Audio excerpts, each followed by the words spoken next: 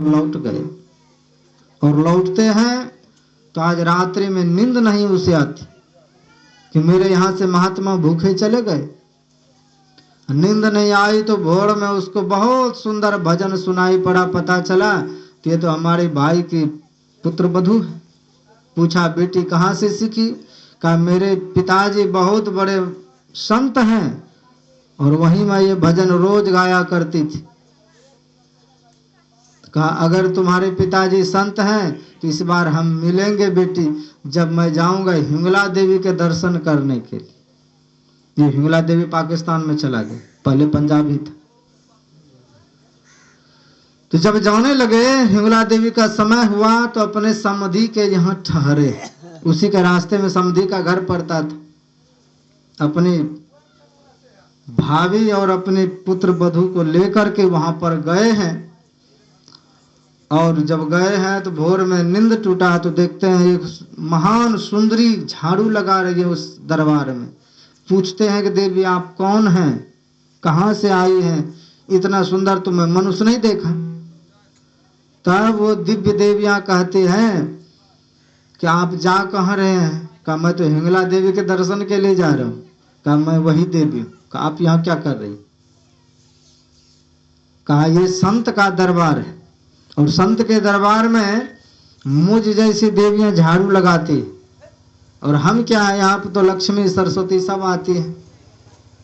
तो ऐसे संतों के दरबार हैं जहाँ सभी देवी देवता आकर के अपना शीश झुकाते हैं, आनंदित होते हैं। इसलिए कहते हैं गुरुर ब्रह्मा गुरु ही ब्रह्मा है, गुरुर विष्णु गुरुर्देवो महेश्वरा, गुरुर साक्षात पर ब्रह्म तस्मै श्री गुरुवे नमः। का इस धरती पर नर रूप में हरि हमारे संपूर्ण दुखों को हरण करने वाले। तो जब अपने समधी साहब की इतनी महिमा उसने जाना, जिसको मैं साधारण अपना समधी समझता हूँ, इसके यहाँ तो हिंगला देवी आती है झाड़ू लगाने, जिसका दर्शन करने में इतने दूर से चल करके जाता। सुबह होते ही उसका मन बदल गया और समधी साहब के पास जब जाने लगे तो समधी की तरह उसका स्वागत किया। आइए समधी साहब, तो चरणों में लौट गए कि महाराज अब मैं आपका समधी नहीं, पहले समधी था अनजान में, लेकिन मैं आपका बंदा हूँ, आपका शिष्य हूँ, आपका दास हूँ, आपका अनुचर हूँ, इसलिए अपने शरण में रख लीजिए। ये है संत का शरण। ऐसे संतों के सत्संग में, ऐसे संतों के शरण में, ऐसे संतों की वाणी संसार में दुख हरण करने वाले भवखंडक हैं। इसीलिए गोस्वामी जी को कहना पड़ा जीवन मुक्त ब्रह्म पर चरित्र सुनहि तज ध्यान, जे हरि कथा न करहि रति तिनके ही पशान। कहा जो रति से, देखिए यहां पर लेकिन लगाया जे हरि कथा न करहि रति। एक होता है प्रेम। प्रेम आपको कितना है? का प्रेम से 10 गुना बढ़ा उसका भाव आता है रति। जो रमन करके रमते हुए उस कथा को श्रवण करते हैं कि लाख विघ्न पड़े फिर भी कथा सत्संग उसका छूटे नहीं। इतना रम जाए उस प्रसंग में कि जे हरि कथा न करहि रति, दूसर रति मम कथा प्रसंग उसी को कहा गया। का रति बिनु राज, रति बिनु पाठ, रति बिनु मानस लागत फीको, रति बिनु जोगी, रति बिनु संत, रति बिनु जोग न होई जति को। कवि गंग कहे सुन साहकवर, रति बिनु मानव एक रति को। जिसमें रति नहीं है कि एक रति का वो मानव। जो रति पूर्ण होकर के सत्संग नहीं सुनेंगे उसका सुना हुआ कोई काम का नहीं होगा। क्योंकि आलस बस सुनते हैं, कभी इधर दिमाग लगाते, कभी और कहीं, कभी और कहीं। कभी वो सुना हुआ ज्ञान आपको काम नहीं देगा। गुरु महाराज का एक शिष्य था,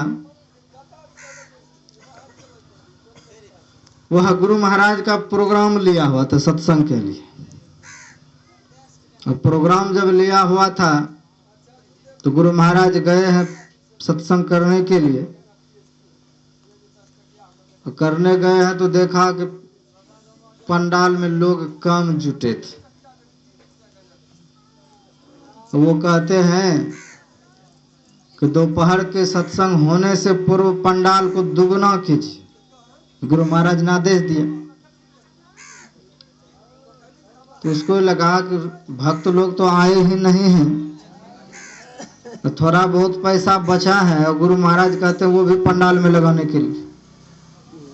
दोपहर का जब समय हुआ फिर भी ज्यादा लोग नहीं आ पाए, तो मंच पे बैठे बैठे उसके मन में हुआ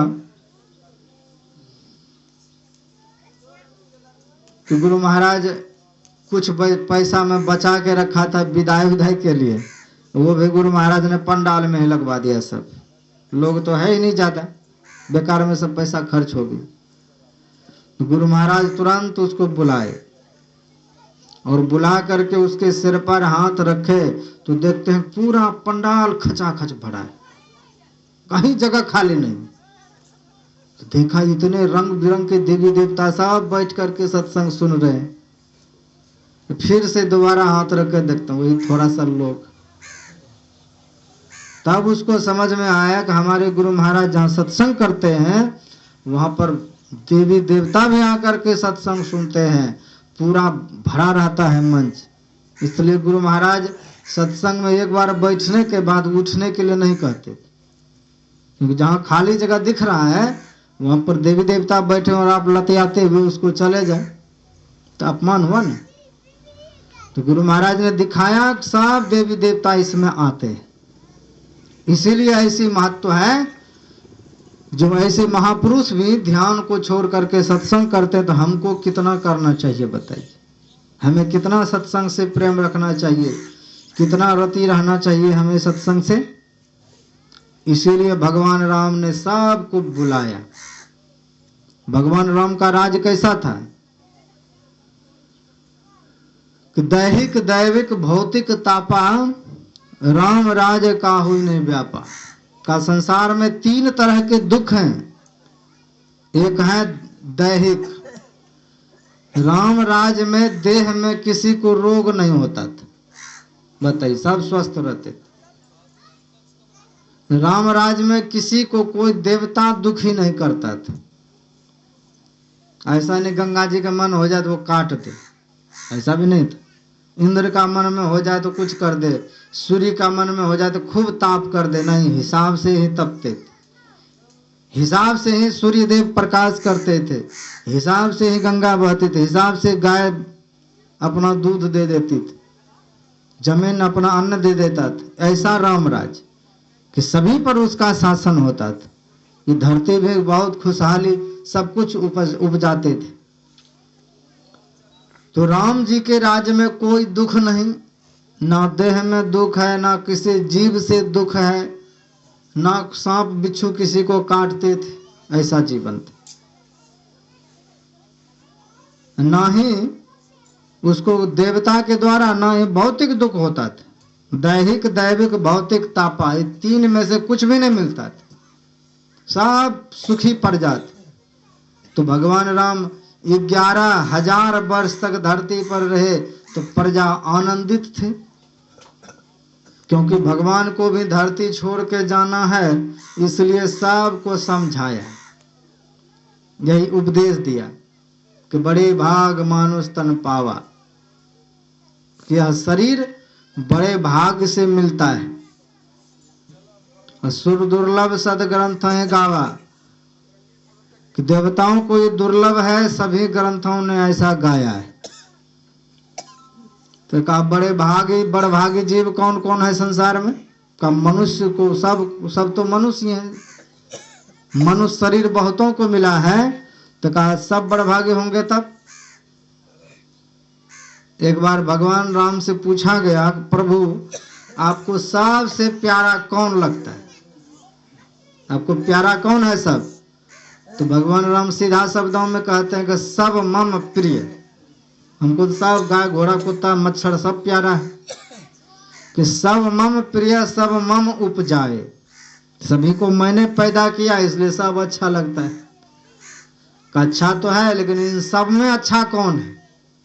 का सबसे अधिक मनुजमय भाई, का सबसे अच्छा हमको मनुष्य लगता है। का मनुष्य तो बहुत है, इन बहुत मनुष्यों में कौन मनुष्य अच्छा लगता है? का जो सत्संग करे, का सत्संग भी तो बहुत सुनने जाते, उसमें कौन अच्छा लगता है? का उसमें भी जो ज्ञान को उपलब्ध हो जाए, तो का ज्ञान भी तो बहुतों को होता है।